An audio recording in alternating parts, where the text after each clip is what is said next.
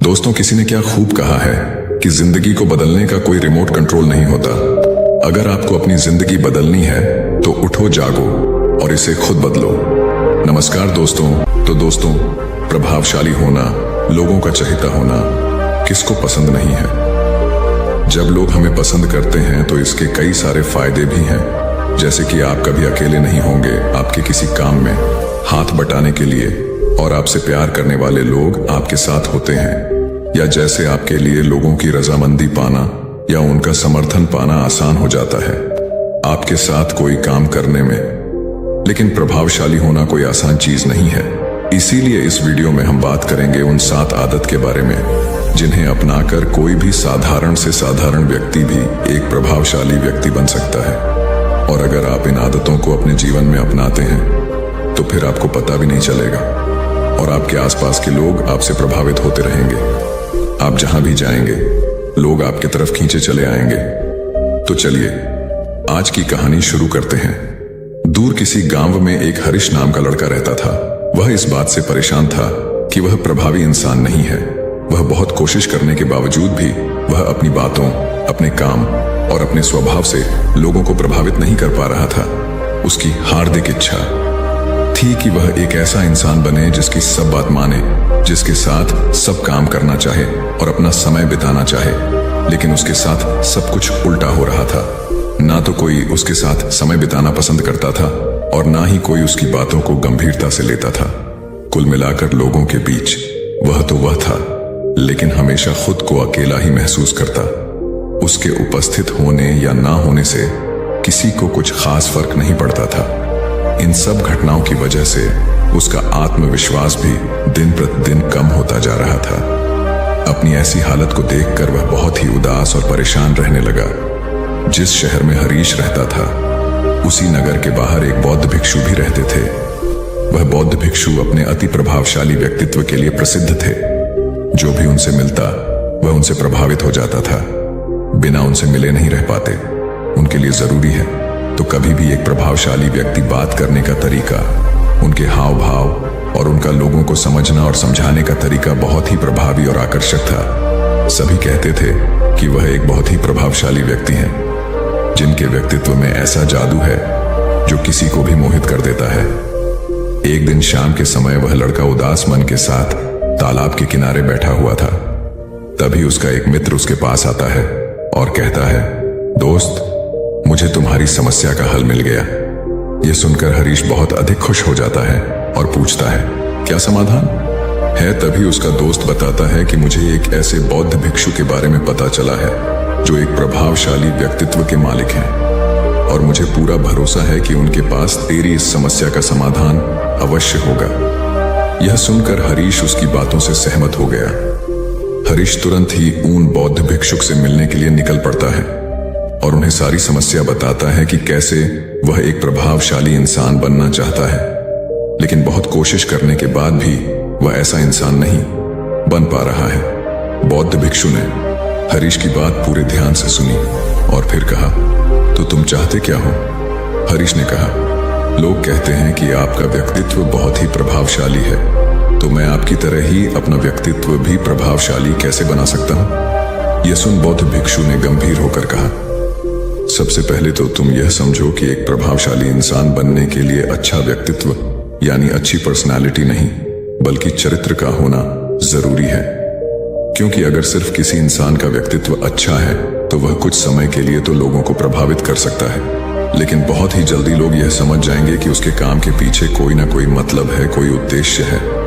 लेकिन अगर तुम्हारा चरित्र अच्छा है तो सभी लोग तुम्हारे साथ रहना पसंद करेंगे और तुम अपने आसपास के लोगों को प्रभावित करते रहोगे और तुम्हें इस बात का पता भी नहीं चलता। लेकिन याद रखना, इसके लिए तुम्हें अंदर से बदलना पड़ेगा। तो क्या तुम एक प्रभावशाली इंसान बनने के लिए खुद को अंदर से बदलने के लिए तैयार हो? लड़के ने कहा, जी महाराज जी, मैं पूरी कोशिश करूंगा। बौद्ध भिक्षु ने कहा, एक प्रभावशाली इंसान के अंदर ये 7 आदतें होती हैं जो तुम्हें अपनानी पड़ेगी।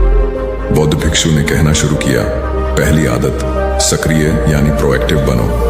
हमारे आसपास जो कुछ भी होता है हम इसे बदल नहीं सकते, लेकिन इस पर क्या प्रतिक्रिया देना है ये पूरी तरह से हमारे हाथ में है। एक प्रोएक्टिव व्यक्ति बनने का मतलब है कि हमारे आसपास के लोग चाहे जो कुछ भी कहे, लेकिन हमें उससे विचलित नहीं होना है। जब लोग हमारे बारे में कुछ बुरा बोलते हैं तो कमी हमारे अंदर नहीं बल्कि उनके अंदर होती है। वह जो भी नकारात्मक बातें हमारे बारे में बोल रहे होते हैं, उससे हमें उनके नकारात्मक नजरिए का पता चलता है, जिस नजरिए से वह दुनिया को देख रहे होते हैं। प्रोएक्टिव व्यक्ति होने का मतलब यह भी है कि हम किसी बुरी परिस्थिति से प्रभावित ना हो, फिर चाहे मौसम खराब हो या घर में अचानक कहीं कोई मुसीबत आ जाए। एक प्रोएक्टिव व्यक्ति को कोई फर्क नहीं पड़ता उसकी जिंदगी में बुरा वक्त आए या गरीबी, वह हर हाल में खुश रहता है। ऐसा व्यक्ति बुरी से बुरी परिस्थिति में भी बिना कोई शिकायत किए चुपचाप अपना काम करता रहता है, और जीवन के सबसे अच्छे दिनों में भी वह बेलगाम नहीं हो जाता, बल्कि तब भी खुद को शांत और स्थिर रखता है। प्रोएक्टिव व्यक्ति का उल्टा होता है प्रतिक्रियाशील व्यक्ति। ऐसा व्यक्ति अपने आसपास के माहौल से बहुत जल्दी प्रभावित हो जाया जाता है। अगर कोई उसकी बुराई करता है तो वह दुखी हो जाता है, अगर कोई उसकी तारीफ करता है तो वह खुश हो जाता है। अगर ऐसे व्यक्ति के साथ कुछ बुरा होता है तो वह खुद भी बुरा बन जाता है। तो अब तुम समझ गए होंगे कि प्रतिक्रियाशील व्यक्ति कभी भी एक प्रभावशाली व्यक्ति नहीं बन सकता, क्योंकि उसका नियंत्रण दूसरे के हाथों में होता है। दूसरा व्यक्ति जब भी चाहे तो उसकी बुराई करके या उसको गुस्सा दिलाकर उसे परेशान कर सकता है, जबकि एक प्रोएक्टिव व्यक्ति का नियंत्रण पूरी तरह से उसके अपने हाथों में होता है।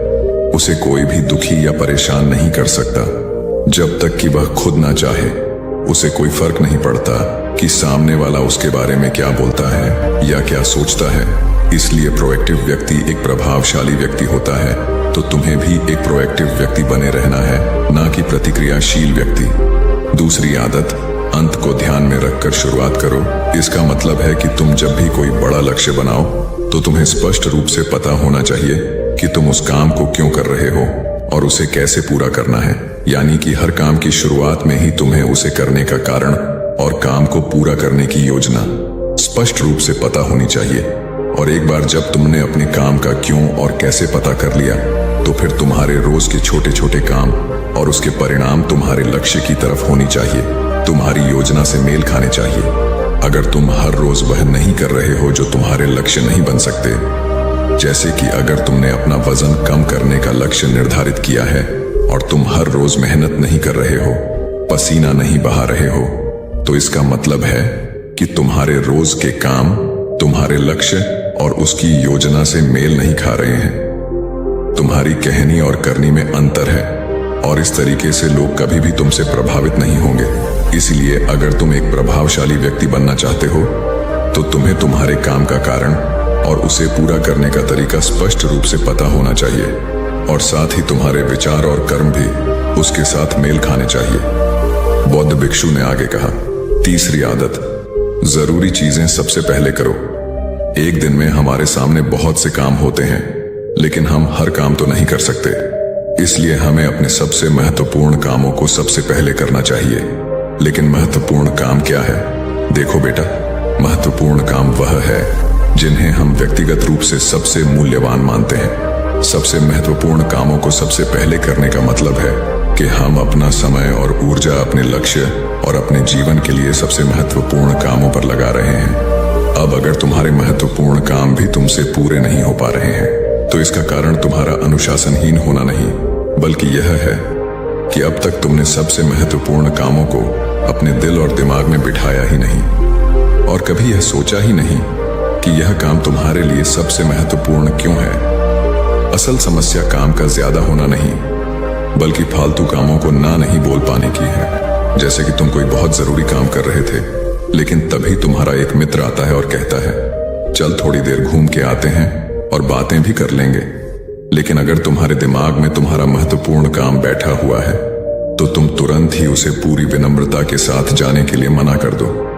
और तुम्हें यही करना है। दिन भर के सारे गैर जरूरी कामों को तब तक ना करो जब तक कि तुम्हारे सबसे महत्वपूर्ण काम पूरे ना हो जाए। तो अब तुम समझ गए होगे कि प्रभावशाली लोग सबसे महत्वपूर्ण कामों को सबसे पहले खत्म करते हैं। बौद्ध भिक्षु ने आगे कहा, चौथी आदत, किसी भी काम में खुद के फायदे के साथ साथ दूसरों के फायदे के बारे में भी सोचो। ज्यादातर लोग अपना जीवन दूसरों से तुलना और प्रतिस्पर्धा करते हुए जीते हैं। वे अपनी सफलता दूसरों की असफलता में देखते हैं, यानी अगर मैं जीता तो तुम हारे और मैं हारा तो तुम जीते। इस तरह से जीवन हार जीत का खेल बनकर रह जाता है। लेकिन जो प्रभावशाली लोग होते हैं वे प्रतिस्पर्धा में नहीं बल्कि आपसी सहयोग में विश्वास रखते हैं। उनका मानना होता है कि इस दुनिया में सभी के लिए सब कुछ पर्याप्त मात्रा में है और सबको उसका हिस्सा मिलना चाहिए। न केवल चीजों के लिए बल्कि आपसी रिश्तों में भी यह नियम लागू करते हैं। जैसे कि जब भी उनका किसी के साथ कोई मतभेद होता है तो वे बात को मन में रखने की बजाय उस इंसान के साथ खुलकर उस बारे में बात करते हैं और कोई बीच का ऐसा रास्ता निकालते हैं जो दोनों के लिए फायदेमंद हो, जिसमें दोनों की जीत हो, न कि सामने वाला ठगा हुआ महसूस करें। और ऐसा करके वह आपसी मनमुटाव को खत्म करते हैं, साथ ही रिश्तों को पहले से भी ज्यादा मजबूत बना लेते हैं। तो अब तुम समझ गए होगे कि प्रभावशाली बनने के लिए तुम्हें खुद के अलावा सामने वाले के फायदे के बारे में भी सोचना होता है।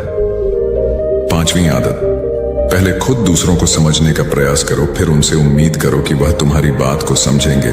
किसी के साथ भी बातचीत करने का सबसे अच्छा तरीका यह है कि सबसे पहले हम यह समझने की कोशिश करें कि आखिर सामने वाला कहना क्या चाहता है। बल्कि मैं तो कहूंगा कि किसी भी इंसान की बात को सुनने और समझने का सबसे अच्छा तरीका है कि हम खुद को उसकी जगह पर रखकर सोचें।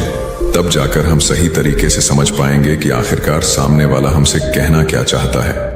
जब हम किसी की बात को ध्यान से सुनते ही नहीं तब हम उसकी भावनाओं को समझे बिना ही उसे सलाह देने लग जाते हैं।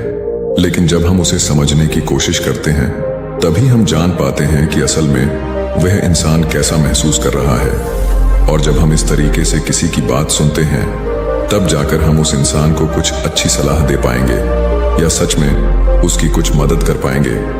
ज्यादातर लोग बातचीत के दौरान सिर्फ यही कहते रहते हैं कि अगर तुम्हारी जगह मैं होता तो ऐसा करता, या फिर एक बार मेरी बात मानकर तो देखो। लेकिन वह कभी भी यह समझने का प्रयास नहीं करते कि सामने वाला व्यक्ति क्या कर रहा है, और इसका परिणाम यह होता है कि सामने वाला उन पर कभी भरोसा नहीं करता और फिर ना ही कभी अपनी समस्याएं उनके पास लेकर आता है। इसलिए अगर तुम सच में किसी की मदद करना चाहते हो तो सबसे पहले उन्हें समझने का प्रयास करो। ऐसा करके तुम उनका विश्वास जीत पाओगे और उन्हें इस बात का भरोसा हो जाएगा कि तुम्हारे काम के पीछे किसी भी प्रकार का कोई लाभ या उद्देश्य नहीं है। तुम तो बस उनकी मदद करना चाहते हो और फिर इस तरीके से वह भी तुम्हें समझना शुरू कर देंगे। और यही है प्रभावशाली इंसान बनने का 5वां नियम, बौद्ध भिक्षु ने आगे कहा। 6ठा नियम, प्रभावशाली लोग आपसी तालमेल और सहयोग के साथ काम करते हैं। वह लोग जो दूसरों को प्रभावित करते हैं इस बात को अच्छे से समझते हैं कि 2 दिमाग हमेशा ही एक दिमाग से बेहतर होते हैं। इसलिए वह एक दूसरे का सहयोग करके किसी भी समस्या का समाधान निकालने की कोशिश करते हैं। लेकिन इंसानी स्वभाव के कारण आपसे तालमेल बैठाना इतना आसान नहीं होता, क्योंकि सबके अनुभव और दुनिया को देखने का दृष्टिकोण अलग अलग होता है और प्रभावशाली लोग इस बात को भी समझते हैं। इसीलिए वह एक दूसरे के विचार और दृष्टिकोण को समझने और स्वीकारने का प्रयास करते हैं और आपसी मतभेद को भुलाकर साथ काम करते हैं, क्योंकि वह समझते हैं कि हर इंसान का अपना अनुभव, सोच और विशेषताएं होती हैं। जब अलग अलग खूबियों, अनुभवों और सोच वाले इंसान एक साथ मिलकर काम करते हैं तो उस काम का परिणाम एक इंसान की तुलना में कहीं ज्यादा अच्छा और नया होता है। इसलिए प्रभावशाली लोग अलग अलग सोच रखने वाले लोगों के साथ मिलजुल कर काम करना पसंद करते हैं ताकि वे नई चीजें सीख सकें और कुछ नया और सबसे अलग अनुभव पा सके। बौद्ध भिक्षु ने आगे कहा कि प्रभावशाली लोग अंतिम मदद के लिए खुद को शारीरिक, मानसिक, भावनात्मक और आध्यात्मिक रूप से तरोताजा रखने के लिए रोज कुछ न कुछ करते हैं। प्रभावशाली लोग इस बात को अच्छे से समझते हैं कि अगर उनके जीवन में कोई सबसे महत्वपूर्ण चीज है तो वह है उनका शरीर और उनका दिमाग, और वह इसे मजबूत और ताजगी से रखने के लिए रोज कुछ नया सीखते और करते हैं। अपने शरीर को मजबूत और स्वस्थ रखने के लिए वे हर रोज कोई ना कोई शारीरिक गतिविधि करते हैं, जैसे कि कसरत या योग अभ्यास करके। अपने दिमाग को नई जानकारी से भरने के लिए वे रोज कुछ नया सीखते हैं या पढ़ते रहते हैं। इसके लिए वे किताबें पढ़ते हैं, नए लोगों से बात करते हैं या फिर नई जगहों पर घूमने जाते हैं। बहुत सारे लोग प्रभावशाली इसलिए होते हैं क्योंकि वे जीवन भर कुछ ना कुछ सीखते रहते हैं, खुद को नई जानकारी देते रहते हैं और भावनात्मक रूप से खुद को ताजगी से रखने के लिए यह लोग ध्यान या एकांत का सहारा लेते हैं। कई बार खुद के अंदर नयापन लाने के लिए ये लोग खुद को कुछ दिनों के लिए बाहरी दुनिया से काट लेते हैं। इसके अलावा यह लोग आध्यात्मिक रूप से भी सक्रिय होते हैं। इसके लिए यह लोग जो भगवान में आस्था रखते हैं उनकी पूजा पाठ और आराधना इत्यादि करते हैं। साधारण शब्दों में कहें तो प्रभावशाली लोग लगातार खुद में सुधार लाते रहते हैं और अपने शरीर, मन और आत्मा को तरोताजा रखते हैं। और अगर गौर से देखा जाए तो ये सारी आदतों में से यह 7वीं आदत सबसे ज्यादा जरूरी और प्रभावी है, क्योंकि इसके बिना बाकी की 6 आदतें उतनी प्रभावी नहीं रह जाएंगी जितनी उन्हें होनी चाहिए। और कोई भी इंसान कितना भी प्रभावशाली क्यों ना हो, लेकिन अगर वह खुद को शारीरिक, मानसिक, भावनात्मक और आध्यात्मिक रूप से तरोताजा नहीं रखता तो धीरे धीरे उसका प्रभाव कम होना शुरू हो जाएगा। तो यह थी एक प्रभावशाली इंसान बनने की 7 आदतें, जिन्हें अपनाकर कोई भी इंसान प्रभावशाली बन सकता है। बौद्ध भिक्षु की यह सारी बातें सुनने के बाद अब उस लड़के को भी यह भरोसा हो गया था कि इन 7 आदतों को अपनाने के बाद वह भी एक प्रभावशाली इंसान बन सकता है। इसके लिए उसने उन बौद्ध भिक्षु को धन्यवाद किया और खुशी खुशी अपने मित्र के साथ वहां से चला गया। तो दोस्तों, उम्मीद है इस वीडियो से आपको काफी कुछ सीखने को मिला होगा, और अगर कुछ सीखने को मिला हो तो हमारे इस वीडियो को लाइक, शेयर और साथ ही कमेंट में नमो बुद्धाय जरूर लिखिएगा। धन्यवाद। दोस्तों, एक बार एक गुरु और एक शिष्य एक सुनसान जंगल से गुजर रहे थे। तभी शिष्य अपने गुरु से एक सवाल करता है कि गुरुजी, ऐसा क्यों होता है कि कुछ लोगों के पास कुछ भी नहीं होता लेकिन फिर भी वह सुखी रहते हैं और आनंद में रहते हैं, और कुछ लोगों के पास सब कुछ होते हुए भी उदासी उनके चेहरे पर साफ दिखाई देती है। गुरु ने एक मुरझाए हुए फूल की तरफ इशारा करते हुए अपने शिष्य से कहा कि यह सोचने और समझने की बात है। अगर यह फूल ये सोचेगा कि मैं कल मुरझा गया था, या फिर यह सोचेगा कि मैं भविष्य में फिर से मुरझा जाऊंगा, तो यह कभी भी खुलकर पूरी तरीके से खिल नहीं पाएगा। अपने सुंदर स्वरूप में यह कभी भी वापस नहीं आ पाएगा और अपनी खुशबू इस प्रकृति में कभी भी बिखेर नहीं पाएगा। इसी प्रकार इंसान अपने अतीत की यादों में खोया रहता है, या फिर अपने भविष्य की करता रहता है, भविष्य के दुखों के बारे में सोचता रहता है, या भूत में जो उसके साथ बुरी घटनाएं घटित हुई हैं वह उन्हीं के बारे में सोच सोच करके वह अपने भविष्य के लिए चिंतित होता रहता है। तो ऐसा मनुष्य जीवन में कभी भी सुख अनुभव नहीं कर सकता। ये समझने की बात होती है कि जीवन हमेशा वर्तमान में होता है। अतीत और भविष्य की कल्पनाएं हमेशा मनुष्य को मृत्यु की तरफ ले जाती हैं। इसलिए यह जरूरी हो जाता है कि जिस प्रकार हम अपने शरीर की देखभाल करते हैं, उसे बीमारियों से दूर रखने के लिए उसके अंदर से गंदगी भी साफ करते रहते हैं। ठीक उसी प्रकार समय समय पर हमें अपने मन और मस्तिष्क की भी गंदगी को साफ करते रहना चाहिए, उसकी धुलाई करते रहना चाहिए। इससे आपकी बुद्धि की क्षमता तो तेज होगी ही होगी, साथ ही साथ आप हमेशा आनंद में रहने का रहस्य भी जान पाएंगे। शिष्य ने सवाल किया कि गुरुदेव, इससे पहले कि हम मन और मस्तिष्क पर चर्चा शुरू करें, इससे पहले मैं यह जानना चाहता हूं कि जिन लोगों के पास सब कुछ होता है वह दुखी क्यों रहते हैं, और जिन लोगों के पास कुछ भी नहीं होता है वे अक्सर आनंद में क्यों होते हैं? यह रहस्य क्या है? इसके पीछे का कारण क्या हो सकता है? गुरु ने उत्तर दिया कि कुछ लोग जीवन में जब सब कुछ हासिल कर लेते हैं और सब कुछ हासिल कर लेने के बाद उन्हें सब चीजों की व्यर्थता का पता चल जाता है। ऐसे लोगों को अक्सर यह एहसास जकड़ लेता है कि मैंने जीवन में कुछ भी पाया, जो कुछ भी किया उससे भले ही मैंने सुख सुविधाएं हासिल कर ली हो, लेकिन मन की शांति अभी भी बहुत दूर है और अधूरी भी है, उस तक मैं पहुंच नहीं पाता। सब कुछ पाकर भी मैं अपने मन को जान नहीं पाया। और जब इंसान को ऐसा लगता है तो उसे महसूस होता है कि जो कुछ भी उसने कमाया है वह कौड़ियों का भाव था। उसने अपना जीवन बेकार की चीजों में यूं ही व्यर्थ कर दिया।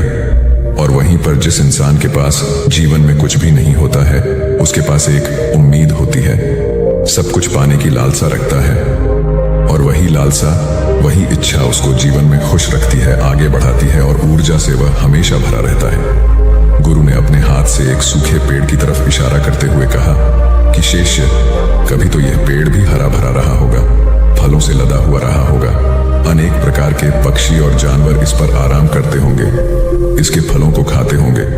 इस समय इस पेड़ को भी यह पता नहीं होगा कि एक दिन यह सूख जाएगा, और उसकी हालत इतनी बदतर हो जाएगी कि यह किसी को छांव तक नहीं दे पाए, उसके ऊपर पत्ते तक नहीं रह जाएंगे।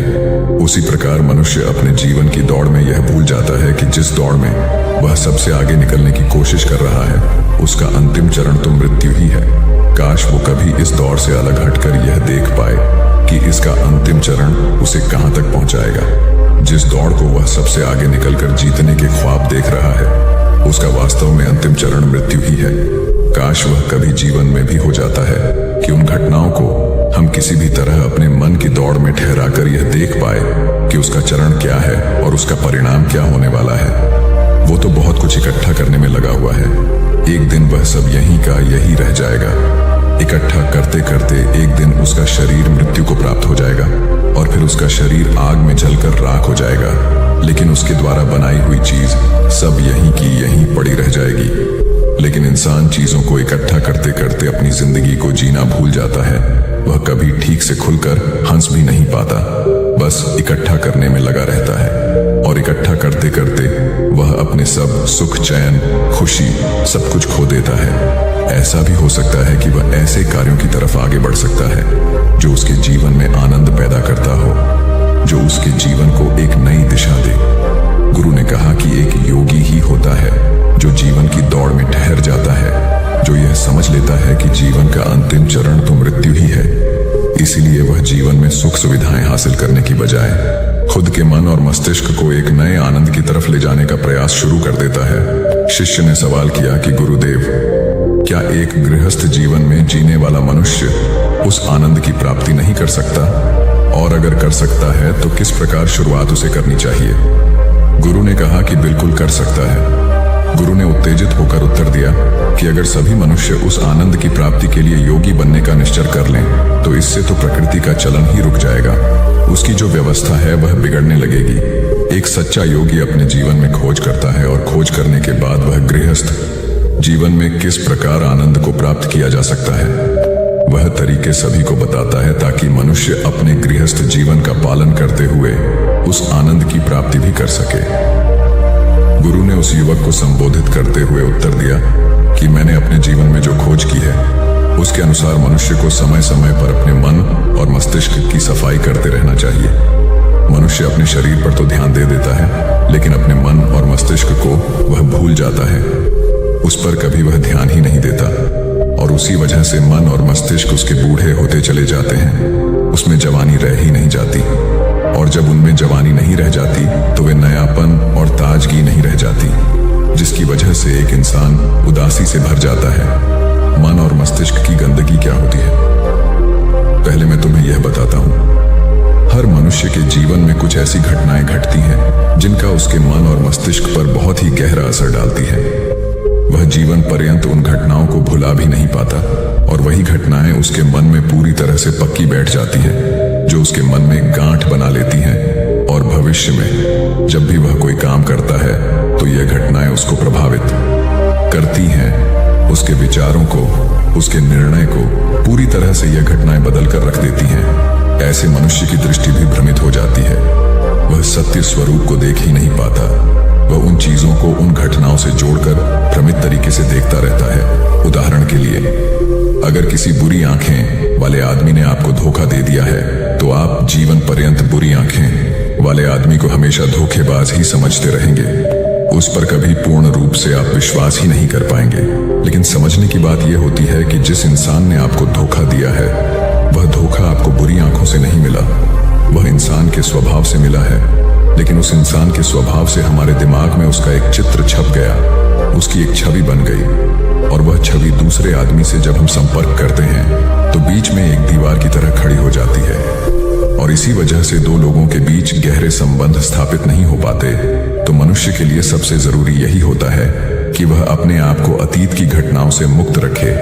उन घटनाओं से प्रभावित होकर वह दिमाग में किसी तरह की छवि न बनाए। कुछ लोग इस बात पर यह सवाल खड़ा कर सकते हैं कि फिर जीवन के अनुभव किस काम में आएंगे, लेकिन समझने की बात तो यह होती है कि हम जीवन के अनुभवों को भी भ्रमित तरीके से जान लेते हैं, सही तरीके से उनसे सीख ही नहीं पाते। शिष्य अपने गुरु की बातों में इतना खो गया कि उसे चलते चलते जंगल के रास्ते में पड़े हुए कांटे दिखाई नहीं दिए और अचानक उसके पैर में कांटा चुभ गया। गुरु ने उसका कांटा बाहर निकालते हुए उससे पूछा, ये कांटा तुम्हारे पैर में क्यों लगा? इसके पीछे तुम किसे जिम्मेवार मानते हो? गुरु ने कहा कि तुम मुझे भी जिम्मेवार मान सकते हो, क्योंकि मैं तुम्हें ये बातें सुना रहा था। या तुम खुद को भी जिम्मेदार मान सकते हो कि तुम मेरी बातों में इतना खो गए कि तुम्हारा रास्ते पर से ध्यान ही नहीं रहा। या तुम इन पेड़ों को भी जिम्मेवार मान सकते हो जिन्होंने यह कांटे इस रास्ते पर बिछा दिए। तभी शिष्य ने उत्तर दिया कि गुरुदेव, इसमें मैं खुद को ही जिम्मेदार मानता हूं, क्योंकि आप तो अपना काम कर रहे थे और इस पेड़ ने भी अपना काम किया, पर मैं अपना काम होशपूर्वक नहीं कर पाया। अगर मैं चलते समय ध्यान लगाए रहता, अगर मैं आपकी बातों में पूरी तरह से नहीं खो जाता, तो मुझे ये कांटा कभी नहीं लगता। इसमें पूरी तरह से ही मेरी गलती है। गुरु ने शाबाशी से अपने शिष्य की पीठ को थपथपाया और आगे कहा कि जो घटनाएं हमारे मन को प्रभावित करती हैं, जरूर उसे बाहर निकाल दें। और उसके लिए सबसे सरल तरीका है कि अपनी भावनाओं को व्यक्त करना सीखो। उसे अपने दिल में, अपने मस्तिष्क में बैठा कर मत रखो। जब तुम किसी दूसरे मनुष्य के सामने अपनी भावनाओं को व्यक्त कर देते हो, तो तुम्हारे मन का बोझ हल्का हो जाता है। कुछ लोगों का स्वभाव ऐसा होता है कि वह अपने मन की बात किसी को नहीं बताते। ऐसे लोग अक्सर अंदर ही अंदर दुखी होते रहते हैं, लेकिन वह अपने मन की बात किसी दूसरे आदमी को कभी नहीं बताते। उसके कुछ उल्टे ऐसे लोग भी होते हैं जो अपने मन में किसी भी बात को रख नहीं पाते। उनके साथ कुछ भी अच्छा या बुरा होता है, वह अपने मन की बात, अपने भावनाओं की बात दूसरों के सामने व्यक्त कर देते हैं। और तुमने खुद महसूस किया होगा कि जो लोग अपने मन की भावनाओं को व्यक्त कर देते हैं, वह जीवन में ज्यादा आनंदित रहते हैं। कभी भी प्राकृतिक रूप से आए हुए भावनाओं को नहीं रोकना चाहिए। यह हमें किसी भी भावना को दबाना नहीं चाहिए। अगर हम किसी भी भावना को रोकने की कोशिश करते हैं, तो वे हमें अंदर ही अंदर खाने लग जाती हैं। गुरु ने आगे कहा कि शिष्य, अगर तुम्हारा मन किसी बुरी घटना पर रोने को हो रहा है, तो चीख चीख कर रो लो। अपने आप को रोको मत। उस भावना को पूरी तरह से बाहर आने दो। अगर किसी दूसरी घटना पर तुम्हारा मन खुश होने का, आनंदित होने का हो रहा है, तो पूरी तरह से नाचो, गाओ, जिससे कि तुम उस भावना को बाहर निकाल सको।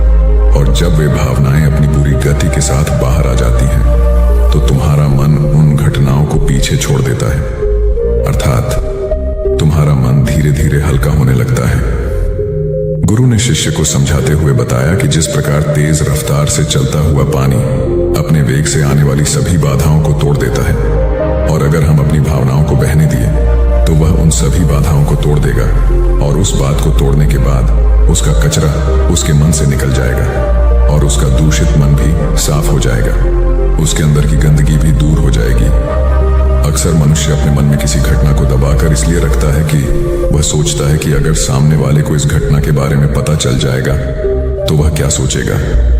इसी विचार से वह अंदर ही अंदर खुद दुखी होता रहता है और अपनी भावनाओं को दबाता रहता है, लेकिन सामने वाले को वह कुछ भी नहीं बताता। लेकिन अगर वह हिम्मत करके शुरुआत कर सकता है, अपने अंदर की बात अपने किसी करीबी मित्र को बता दे, तो उसका पूरा जीवन परिवर्तित हो सकता है। उसका जीवन सुखमय बन सकता है। एक बार अगर उसके दिमाग में यह आदत बन गई, तो जीवन भर अपनी भावनाओं को दूसरों के सामने व्यक्त करने से कभी नहीं हिचकिचाएगा। हम अपने जीवन में इस आदत को 21 दिनों में पैदा कर सकते हैं। 21 दिनों तक अगर सही तरीके से हम अभ्यास करें, तो हमारा दिमाग पूरी तरह से भावनाओं से मुक्त हो सकता है। यह 21 दिनों का अभ्यास इस प्रकार है।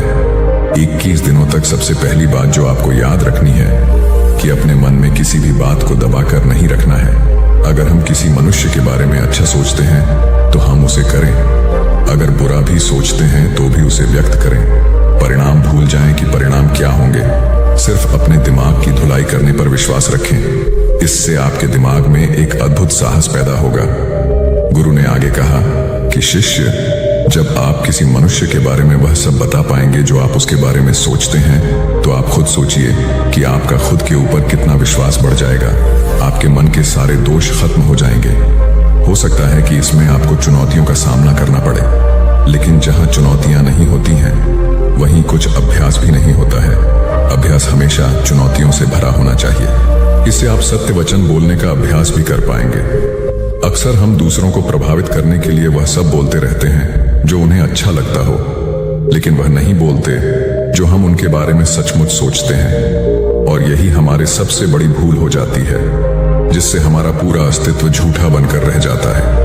और अपनी भावनाओं को व्यक्त करते समय यह भी जरूर ध्यान रखें कि आपके अंदर जो भावनाएं उस इंसान के प्रति उठ रही हैं, उसके पीछे का मूलभूत कारण क्या है। उदाहरण के लिए, जब एक नौकर अपने मालिक के लिए कोई काम करता है और वह काम अच्छे से नहीं कर पाता है, तो मालिक उसे डांट फटकार देता है, जिससे उसके अंदर उसके प्रति क्रोध की भावनाएं उठने लगती हैं। लेकिन समझने की बात यह होती है कि मालिक तो आपको कहेगा ही, वह तो डांटेगा ही। अगर आप अच्छे से काम नहीं करेंगे, अगर आप काम अच्छे से कर रहे हैं और फिर भी आपका मालिक आपके साथ उचित व्यवहार नहीं कर रहा है, तो आप खुलकर अपने मालिक को अपनी भावनाएं व्यक्त कर सकते हैं, बिना यह सोचे कि इसका परिणाम क्या होगा। अगर आप इस भावना को उठाएंगे नहीं, तो आप अपनी नजरों में खुद ही नीचे गिरने लग जाएंगे। आपका आत्मविश्वास बिल्कुल खत्म हो जाएगा।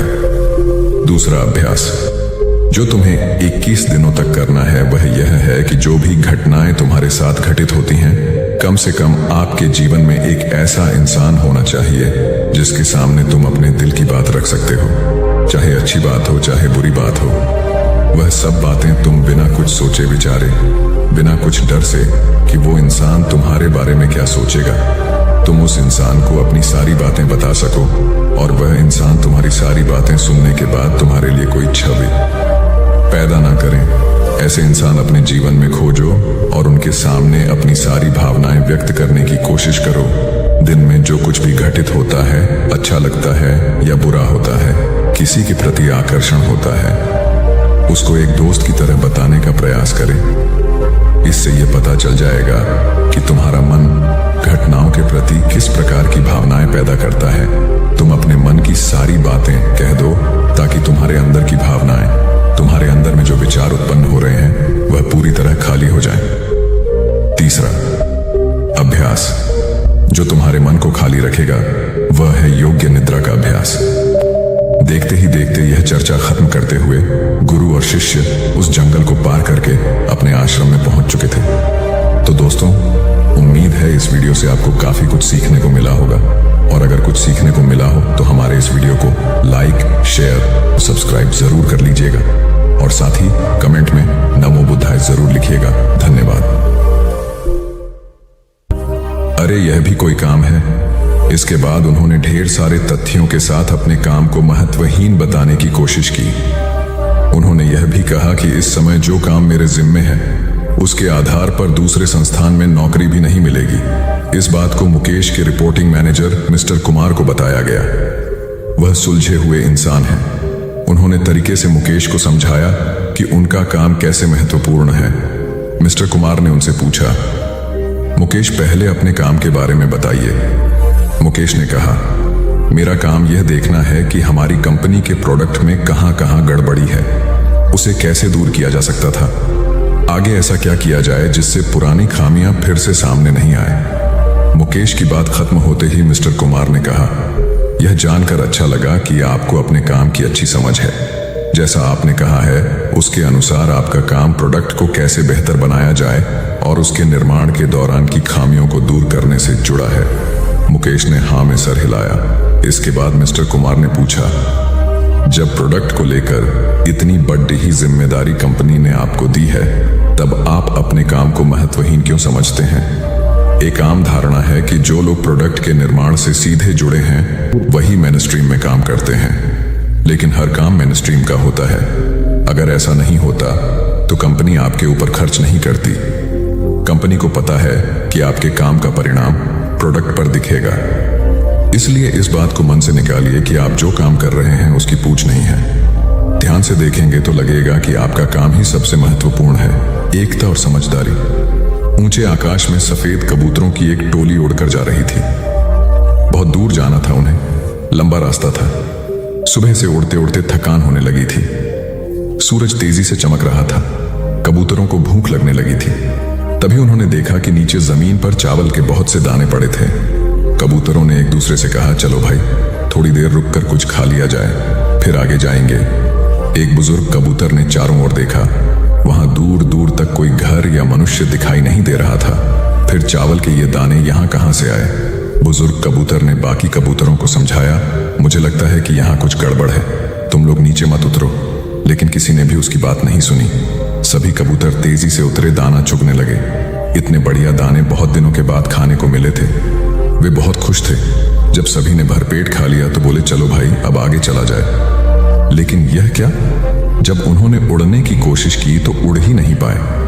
दोनों के साथ साथ वहां एक चिड़ीमार का जाल भी था जिसमें उनके पांव फंस गए थे। उन्हें अपनी गलती पर पछतावा हुआ। बूढ़ा कबूतर पेड़ पर बैठकर सब देख रहा था। उसने जब अपने साथियों को मुसीबत में देखा तो फौरन उड़ा और चारों ओर देखा। दूर उसे चिड़ीमार आता दिखाई दिया। वह फौरन लौटा और अपने साथियों को बताया। सब वहां से निकलने का उपाय सोचने लगे। तब बूढ़े कबूतर ने कहा, दोस्तों, एकता में बड़ी शक्ति होती है। सब एक साथ उड़ डोगे तो जाल तुम्हें रोक नहीं पाएगा। उसने गिना, 1 2 3। उड़ो। सारे कबूतरों ने एक साथ जोर लगाया और जाल उनके साथ उठने लगा।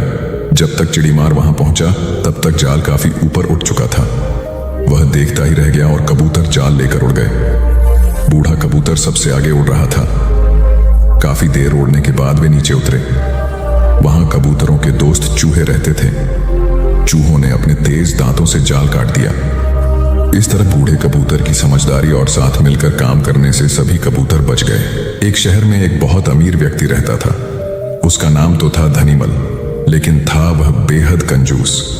उसका कहना था कि अगर आप अपना पैसा अपने पास रखेंगे तो सबको पता चल जाएगा कि आपके पास बहुत पैसे हैं। फिर चोर डाकू आपके पीछे पड़ जाएंगे और सारा पैसा रात को आकर गड्ढे में देख लेता था कि उसका सोना वहां है या नहीं। उसे विश्वास था कि कोई भी चोर इस जगह के बारे में नहीं जान पाएगा, लेकिन ऐसा नहीं हुआ। धीरे धीरे पूरे शहर में यह चर्चा होने लगी कि धनीमल रात में शहर के बाहर जाकर कुछ करता है। एक रात जब उसने गड्ढा खोद कर देखा तो सोना वहां से गायब था। उसे गहरा सदमा लगा और वह चीख कर रोने लगा। उसके रोने की आवाज सुनकर बहुत से लोग वहां आ गए। धनीमल रो रो कर अपना दुख बताने लगा। तब उसके एक पड़ोसी से उसे कहा, धनीमल, तुम एक भारी पत्थर इस गड्ढे में रख दो और समझ लो कि वही तुम्हारा सोना है। यह सुनकर धनीमल को बहुत गुस्सा आया। तुम मेरे सोने को पत्थर जैसे बता रहे हो? वह बोला, देखो धनीमल, वह सोना तुम कभी इस्तेमाल तो करते नहीं थे। एक पत्थर की तरह यहाँ उसे दबा कर रख दिया था, तो फिर यहाँ सोना हो या पत्थर क्या फर्क पड़ जाता है? उसका पड़ोसी बोला, बात तो ठीक ही थी। धनीमल ने बहुमूल्य सोने को पत्थर के समान मूल्यहीन बना दिया था। उसके बाद धनीमल ने मेहनत करके फिर पैसे कमाए, लेकिन अब वह कंजूस नहीं रहा था। अपने पैसे को वह अपने ऊपर और दूसरे लोगों की सहायता के लिए खर्च करता था। अंधी का बेटा। एक औरत थी जो अंधी थी, जिसके कारण उसके बेटे को स्कूल में बच्चे चिढ़ाते थे कि अंधी का बेटा आ गया। हर बात पर उसे ये शब्द सुनने को मिलता था कि अंधी का बेटा। इसलिए वो अपनी माँ से चिढ़ता था, उसे कहीं भी अपने साथ लेकर जाने में हिचकता था, उसे नापसंद करता था। उसकी माँ ने उसे पढ़ाया और उसे इस लायक बना दिया कि वो अपने पैरों पर खड़ा हो सके। लेकिन जब वो बड़ा आदमी बन गया तो अपनी माँ को छोड़ अलग रहने लगा। एक दिन एक बूढ़ी औरत उसके घर आई और गार्ड से बोली, मुझे तुम्हारे साहब से मिलना है। जब गार्ड ने अपने मालिक से बोल, तो मालिक ने कहा कि बोल दो मैं अभी घर पर नहीं हूँ। गार्ड ने जब बुढ़िया से बोला कि वो अभी नहीं है तो वो वहां से चली गई। थोड़ी देर बाद जब लड़का अपनी कार से ऑफिस के लिए जा रहा होता है तो देखता है कि सामने बहुत भीड़ लगी है, और जानने के लिए कि वहां क्यों भीड़ लगी है वह वहां गया तो देखा उसकी माँ वहां मरी पड़ी थी। उसने देखा कि उसकी मुट्ठी में कुछ है। उसने जब मुट्ठी खोली तो देखा कि एक लेटर जिसमें यह लिखा था कि बेटा, जब तू छोटा था तो खेलते वक्त तेरी आंख में सरिया ढंस गई थी और तू आंधा हो गया था, तो मैंने तुम्हें अपनी आंखें दे दी थी। इतना पढ़कर लड़का जोर जोर से रोने लगा। उसकी माँ उसके पास नहीं आ सकती थी। दोस्तों, वक्त रहते ही लोगों की वैल्यू करना सीखो। माँ बाप का कर्ज हम कभी नहीं चुका सकते। हमारी प्यास का अंदाज भी अलग है दोस्तों। कभी समंदर को ठुकरा देते हैं तो कभी आंसू तक पी जाते हैं। जीवन साथी सबसे अजीज होता है। कॉलेज में हैप्पी मैरिड लाइफ पर एक कार्यक्रम हो रहा था जिसमें कुछ शादीशुदा जोड़े हिस्सा ले रहे थे। जिस समय प्रोफेसर मंच पर आए, उन्होंने नोट किया कि सभी पति पत्नी शादी पर जोक कर हंस रहे थे।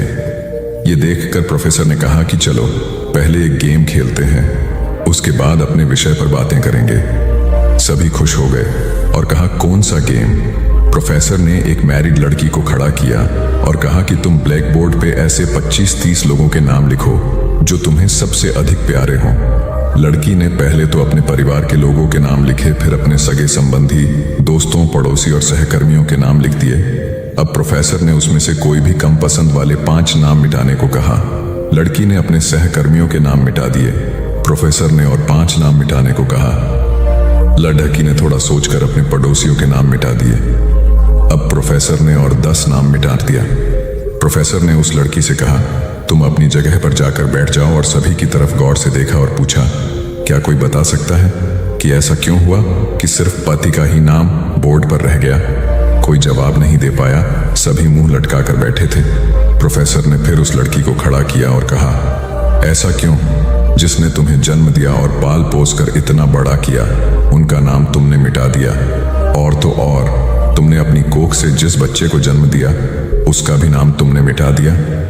लड़की ने जवाब दिया कि अब मम्मी पापा बूढ़े हो चुके हैं, कुछ साल के बाद वो मुझे और इस दुनिया को छोड़ के चले जाएंगे। मेरा बेटा जब बड़ा हो जाएगा तो जरूरी नहीं कि वो शादी के बाद मेरे साथ ही रहे, लेकिन मेरे पति जब तक मेरी जान में जान है तब तक मेरा आधा शरीर बन के मेरा साथ निभाएंगे। इसलिए मेरे लिए सबसे अजीज मेरे पति हैं। प्रोफेसर और बाकी स्टूडेंट ने तालियों की गूंज से लड़की को सलामी दी। प्रोफेसर ने कहा, तुमने बिल्कुल सही कहा कि तुम और सभी के बिना रह सकती हो, पर अपने आधे अंग अर्थात अपने पति के बिना नहीं रह सकती। मजाक मस्ती तक तो ठीक है, पर हर इंसान का अपना जीवन साथी ही उसको सबसे ज्यादा अजीज होता है। दिमाग का इस्तेमाल कर पक्ष में करें परिस्थितियां। एक शेर जंगल में शिकार पर निकला था। एक लोमड़ी अचानक उसके सामने आ गई। लोमड़ी को लगा कि अब उसे कोई नहीं बचा सकता है, लेकिन उसने हार नहीं मानी और अपनी जान बचने के लिए एक तरकीब सोची।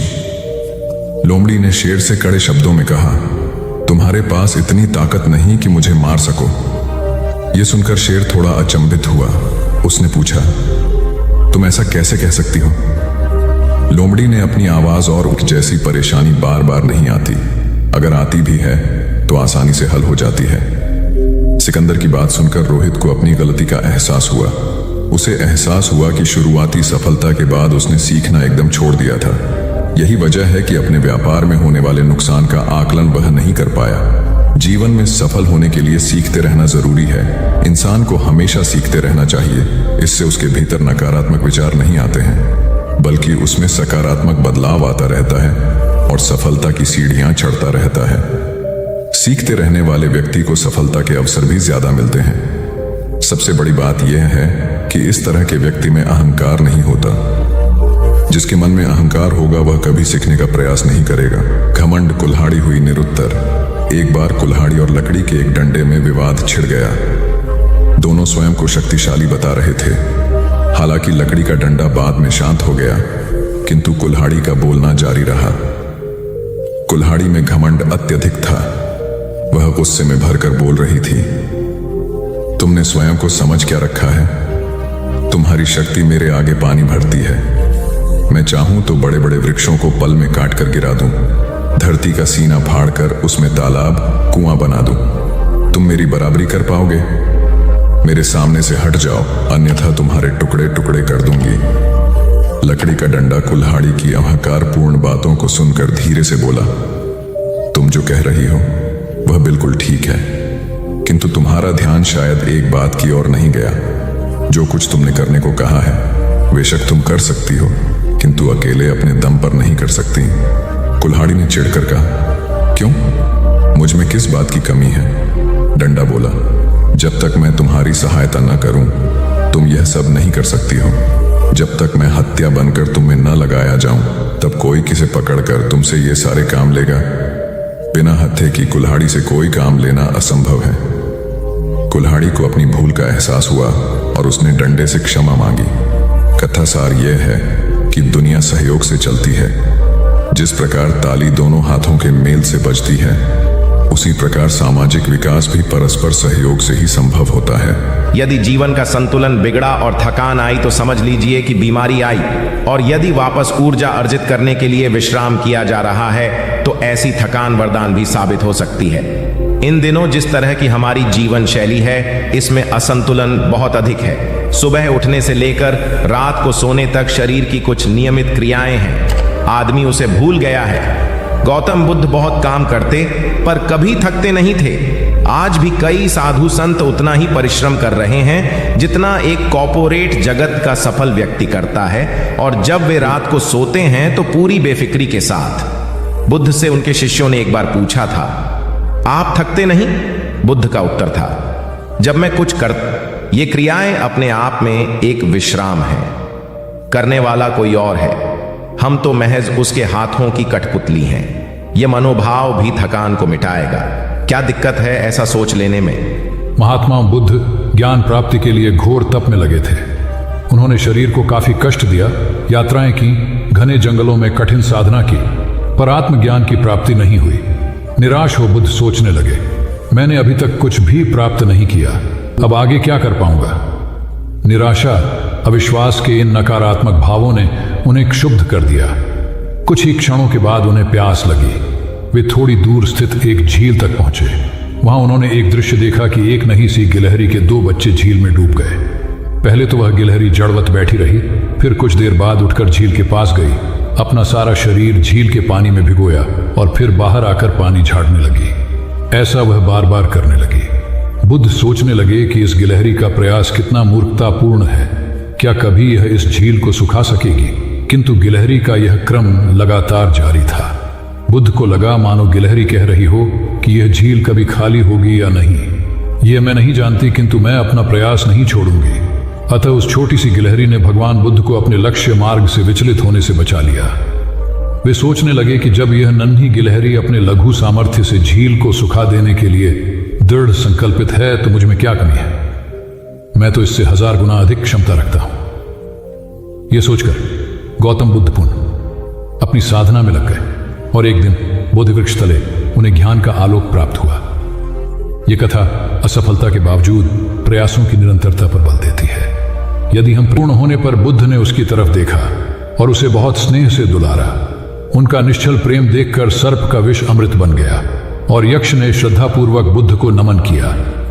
कहानी का सार यह है कि मन की कलुषता पर एकाग्रता, स्नेह और संभव से ही विजय प्राप्त की जा सकती है।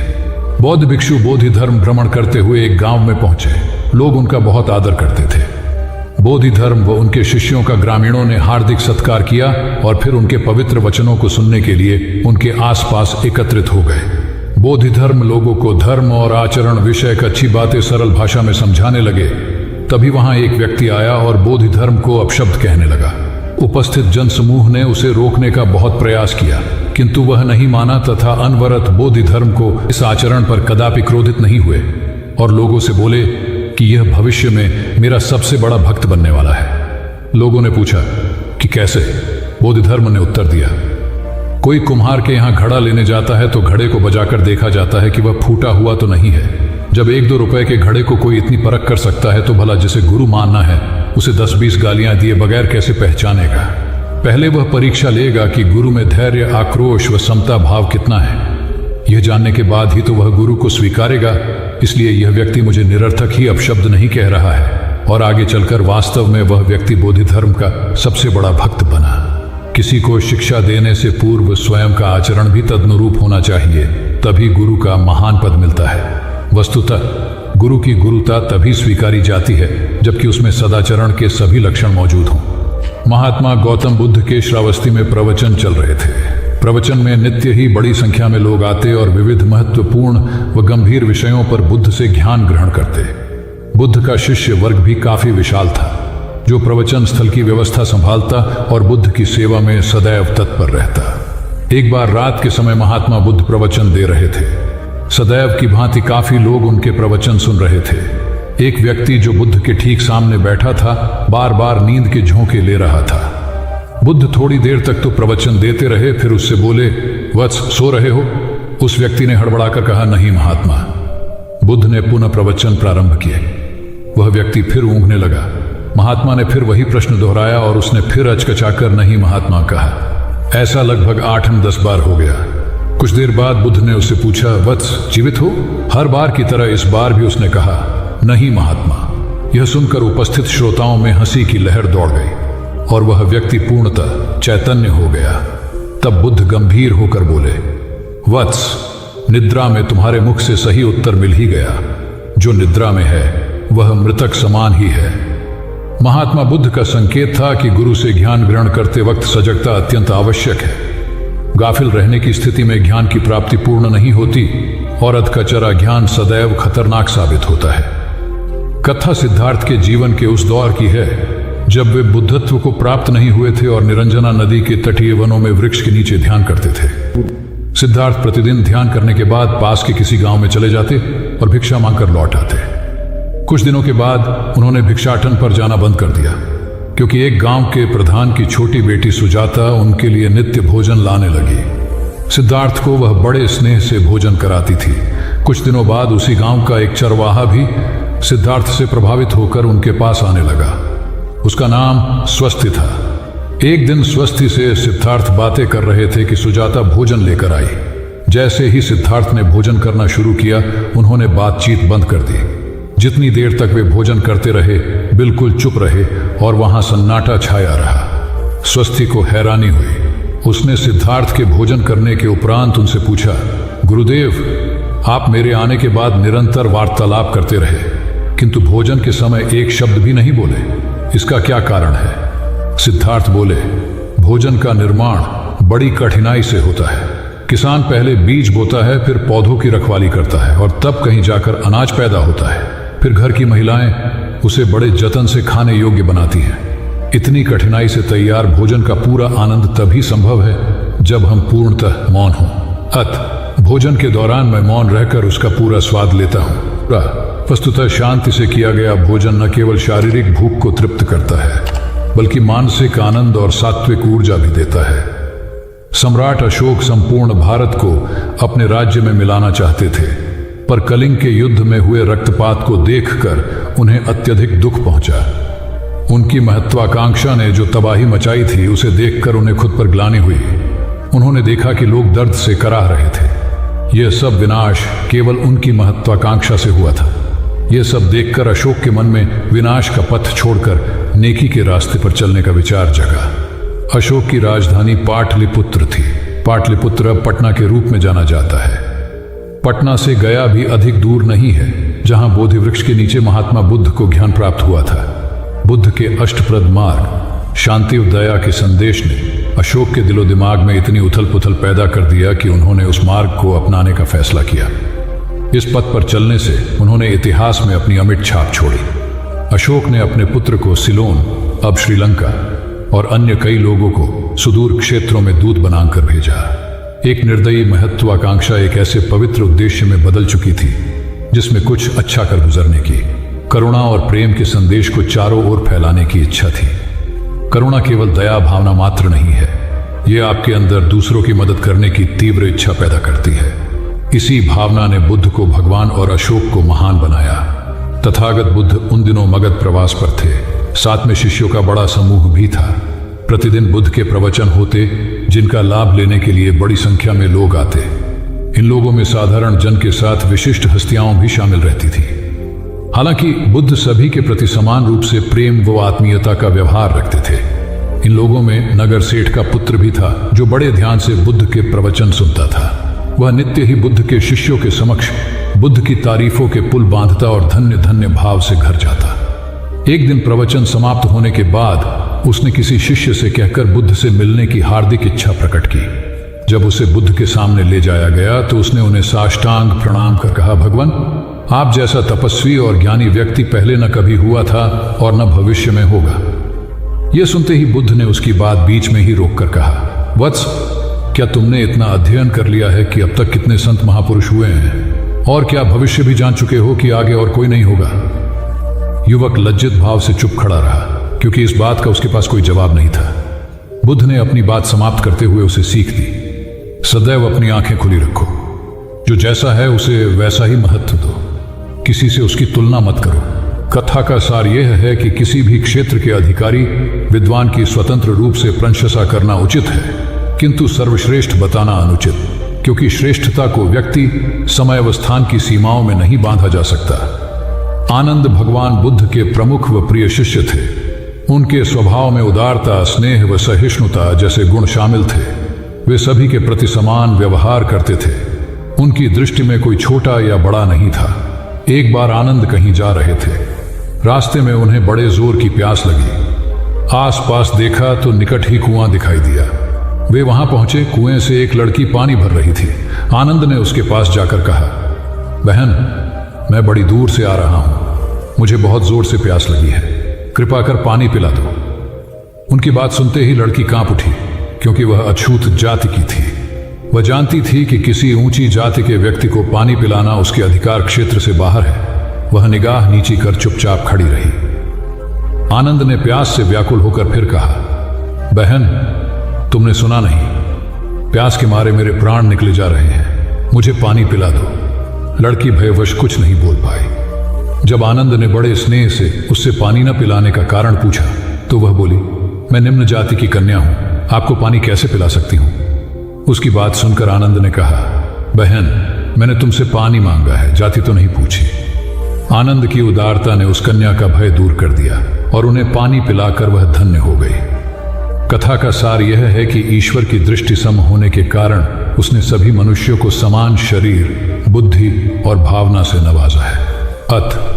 अपने सृष्टिकर्ता के विरुद्ध जाकर मानव मानव में भेद करना सर्वथा अनुचित है। एक बार भगवान बुद्ध अपने शिष्यों के साथ पाटलिपुत्र पहुंचे। सभी लोग एक विहार में रुके। भोजन के बाद बुद्ध ने आनंद से अगले दिन से प्रवचन आरंभ करने को कहा। अगले दिन बुद्ध का प्रवचन सुनने बड़ी संख्या में लोग उपस्थित थे। बुद्ध प्रवचन देने के बाद लोगों से मिलते, उनकी समस्याएं सुनते और नेक सलाह देते। एक दिन प्रवचन के समय बुद्ध के शिष्य आनंद ने उनसे पूछा, भंते, आपके सामने हजारों लोग बैठे हैं, बताइए कि इनमें सबसे सुखी कौन है। बुद्ध ने एक विहंगम दृष्टि भीड़ पर डालते हुए कहा, वह देखो, सबसे पीछे एक दुबला पतला फटे वस्त्र पहने जो आदमी बैठा है, वह सर्वाधिक सुखी है। आनंद सहमत नहीं हुआ। वह बोला, यह कैसे संभव है, वह तो बहुत दयनीय जान पड़ता है। बुद्ध ने अपनी बात सिद्ध करने के लिए बारी बारी से सामने बैठे लोगों से पूछा, तुम्हें क्या चाहिए। किसी ने संतान मांगी तो किसी ने मकान, कोई रोग मुक्ति चाहता था तो कोई अपने शत्रु पर विजय। ऐसा एक भी व्यक्ति नहीं था जिसे कोई इच्छा ना हो। अंत में बुद्ध ने उस फटेहाल आदमी को बुलाकर पूछा, तुम्हें क्या चाहिए। उसने हाथ जोड़कर जवाब दिया, कुछ नहीं, यदि ईश्वर को मुझे कुछ देना ही है तो बस इतना कर दें कि मेरे अंदर कभी कोई चाह पैदा ना हो। मैं ऐसे ही स्वयं को सबसे बड़ा सुखी मानता हूं। उसकी बात सुनकर आनंद से बुद्ध ने कहा, आनंद, जहां चाह है वहां सुख नहीं हो सकता। आनंद ने बुद्ध की इस शिक्षा को सदा के लिए गांठ बांध लिया। सार यह है कि लालसा से लोभ बढ़ता है, जो असंतोष का जनक होता है। यदि सही अर्थों में सुख पाना है तो किसी लालसा की बजाय उपलब्ध स्थितियों में संतुष्ट रहना चाहिए। गौतम बुद्ध ने बहुत से अज्ञानी लोगों को सम्यक दृष्टि प्रदान की थी। तब को बात है, कौसाम्बी में एक ब्रह्मचारी रहता था। उसे अभिमान था कि उस जैसा कोई विद्वान नहीं है, इसलिए अपने साथ सदैव जलती मशाल रखता था। गौतम बुद्ध ने देखा तो उससे पूछा, अरे, ये मशाल लिए क्यों घूमते हो। ब्रह्मचारी ने उत्तर दिया, सभी प्राणी अंधकार और अज्ञान में पथक श्रेष्ठ हैं, उन्हें रास्ता दिखाने के लिए मशाल लिए घूमता हूं।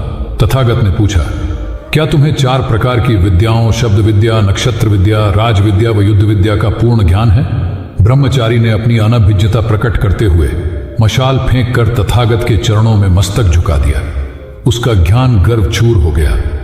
जो दूसरों को मूर्ख समझकर उनसे घृणा करता है, वह उस व्यक्ति की तरह है जो स्वयं अंधा होकर दूसरों को मशाल दिखाता घूमता है। अहंकारी कभी विवेकवान नहीं हो सकता और बिना विवेक के सत असत का ज्ञान नहीं हो सकता। अंततः ऐसे विवेकांत व्यक्ति को जीवन में कोई उपलब्धि प्राप्त नहीं होती, हताशा ही हाथ लगती है। काशाय वस्त्र पहन लिए। उसने सुना, आप एकाहारी हो गए हैं, वह भी एकाहारी हो गई। आपने उत्तम पलंग पर सोना त्याग दिया है तो इसने भी त्याग दिया। आपने माला का त्याग किया, गंध का त्याग किया तो इसने भी वह सब त्याग दिया। मायके वाले इसे संदेश भेजते हैं, वे इसे ले जाना चाहते हैं, लेकिन यह यहीं रहती है, इसी कक्ष में। यह गुण की मूर्ति है। राजा स्नेह से अपनी बहू को देखते रहे। अचानक तथागत उठे, उस कक्ष से बाहर चले गए। शाक्य मुनि ने शिष्यों को शांत रहने को कहा था, लेकिन वे स्वयं उस कक्ष से बाहर चले गए। मैं हमेशा सोचता हूं उस पल क्या हुआ होगा, उनके मन के भीतर कैसे कैसे विचार उठते होंगे। क्या संबोधि एक लघु क्षण होता है या दीर्घ क्षण? क्या संबोधि एक अनंत अभ्यास है? क्या संयम उसका गरुड़यान है? धम्मपद का 13वां श्लोक बार बार याद आता है। यथागारम दुचेन बुट्टी समति विभजति एवं अभावितम चित्तम राघो समति विभजति। घर की छत मजबूत ना हो, सही तरह से उसे घास फूस से ढका ना गया हो, तो बरसात के दिनों में उसमें से पानी रिसता है, घर भर में फैल जाता है। उसी तरह ध्यान और एकाग्रता हमारे व्यक्तित्व की छत है। एक दिन एक व्यक्ति बुद्ध के पास पहुंचा। वह बहुत अधिक तनाव में था। अनेक प्रश्न उसके दिमाग में घूम घूम कर उसे परेशान कर रहे थे, जैसे आत्मा क्या है, आदमी मृत्यु के बाद कहां जाता है, सृष्टि का निर्माता कौन है, स्वर्ग नरक की अवधारणा कहां तक सच है और ईश्वर है या नहीं। उसे इन प्रश्नों के उत्तर नहीं मिल रहे थे। जब वह बुद्ध के पास पहुंचा तो उसने देखा कि बुद्ध को कई लोग घेर कर बैठे हैं। बुद्ध उन सभी के प्रश्नों व जिज्ञासाओं का समाधान अत्यंत सहज भाव से कर रहे हैं। काफी देर तक यह क्रम चलता रहा, किंतु बुद्ध धैर्यपूर्वक हर एक को संतुष्ट करते रहे। बेचारा व्यक्ति वहां का हाल देखकर परेशान हो गया। उसने सोचा कि इन्हें दुनियादारी के मामलों में पड़ने से क्या लाभ, अपना भगवत भजन करें और बुनियादी समस्याओं से ग्रस्त इन लोगों को भगाए। किंतु बुद्ध का व्यवहार देखकर तो ऐसा लग रहा था मानो इन लोगों का दुख उनका अपना दुख है। आखिर उस व्यक्ति ने पूछ ही लिया, महाराज, आपको इन सांसारिक बातों से क्या लेना देना? बुद्ध बोले, मैं ज्ञानी नहीं हूं और इंसान हूं। वैसे भी वह ज्ञान किस काम का जो इतना घमंडी और आत्म केंद्रित हो कि अपने अतिरिक्त दूसरे की चिंता ही न कर सके। ऐसा ज्ञान तो अज्ञान से भी बुरा है। बुद्ध की बातें सुनकर व्यक्ति को उलझन दूर हो गई। उस दिन से उसकी सोच व आचरण दोनों बदल गए। कथा का सार यह है कि ज्ञान तभी सार्थक होता है जब वह लोक कल्याण में संलग्न हो। महात्मा बुद्ध ने युवक को सत्संग का महत्व समझाया। महात्मा बुद्ध एक गांव में ठहरे हुए थे। वे प्रतिदिन शाम को वहां पर सत्संग करते थे। भक्तों की भीड़ होती थी क्योंकि उनके प्रवचनों से जीवन को सही दिशा बोध प्राप्त होता था। बुद्ध की वाणी में गजब का जादू था। तब बुद्ध ने उसे समझाया, यदि इसी तरह उसे पानी में निरंतर डालते रहोगे तो कुछ ही दिनों में ये छेद फूलकर बंद हो जाएंगे और टोकरी में पानी भर पाओगे। इसी प्रकार जो निरंतर सत्संग करते हैं उनका मन एक दिन अवश्य निर्मल हो जाता है। अवगुणों के छिद्र भरने लगते हैं और गुणों का जल भरने लगता है। युवक ने बुद्ध से अपनी समस्या का समाधान पा लिया। निरंतर सत्संग से दुर्जन भी सज्जन हो जाते हैं, क्योंकि महापुरुषों की पवित्र वाणी उनके मानसिक विकारों को दूर कर उनमें सद्विचारों का आलोक प्रसारित कर देती है। एक आदमी को बुद्ध ने सुझाव दिया कि दूर से पानी लाते हो, क्यों नहीं अपने घर के पास एक कुआं खोद लेते? हमेशा के लिए पानी की समस्या से छुटकारा मिल जाएगा। सलाह मानकर उस आदमी ने कुआं खोदना शुरू किया, लेकिन 7-8 फीट खोदने के बाद उसे पानी तो क्या, गीली मिट्टी का भी चिन्ह नहीं मिला। उसने वह जगह छोड़कर दूसरी जगह खुदाई शुरू की, लेकिन 10 फीट खोदने के बाद भी उसमें पानी नहीं निकला। उसने फिर तीसरी जगह कुआं खोदना शुरू किया, लेकिन यहां भी उसे निराशा ही हाथ लगी। इस क्रम में उसने 8-10 फीट के 10 कुएं खोद डाले, लेकिन पानी कहीं नहीं मिला। वह निराश होकर बुद्ध के पास गया। उसने बुद्ध को बताया कि मैंने 10 कुएं खोद डाले, मगर पानी एक में भी नहीं निकला। बुद्ध को आश्चर्य हुआ। वे स्वयं चलकर उस स्थान पर आए जहां उसने 10 गड्ढे खोदे हुए थे। बुद्ध ने उन गड्ढों की गहराई देखी और सारा माजरा समझ गए। फिर वे बोले, 10 कुएं खोदने की बजाय एक कुएं में ही तुम अपना सारा परिश्रम लगाते तो पानी कब का मिल गया होता। तुम सब गड्ढों को बंद कर दो, केवल एक को गहरा करते जाओ, पानी निकल आएगा। उसने बुद्ध को बात मानकर ऐसा ही किया। परिणाम स्वरूप कुआं पूर्ण होते ही पानी निकल आया। सबने भगवान बुद्ध की जय जयकार की। धन्ना सेठ के पास 7 पुश्तों के पालन पोषण जितना धन था। उसका व्यापार चारों तरफ फैला हुआ था, किंतु फिर भी उसका मन अशांत रहता था। कभी धन की सुरक्षा की चिंता, तो कभी व्यापारिक प्रतिस्पर्धा में आगे निकलने का तनाव। चिंता और तनाव के कारण वह अस्वस्थ रहने लगा। उसके मित्र ने उसकी गिरती दशा देखी तो उसे बुद्ध के पास जाने की सलाह दी। सेठ बुद्ध के पास पहुंचा और अपनी समस्या बताई। बुद्ध ने उसे सांत्वना देते हुए कहा, तुम घबराओ मत, तुम्हारा कष्ट अवश्य दूर होगा। बस तुम यहां कुछ दिन रहकर प्रभु का ध्यान किया करो। बुद्ध के कहे अनुसार सेठ ने रोज ध्यान करना शुरू कर दिया, किंतु सेठ का मन ध्यान में नहीं लगा। वह जैसे ही ध्यान करने बैठता, उसका मन फिर अपनी दुनिया में चला जाता। उसने बुद्ध को यह बात बताई, किंतु बुद्ध ने कोई उपाय नहीं बताया।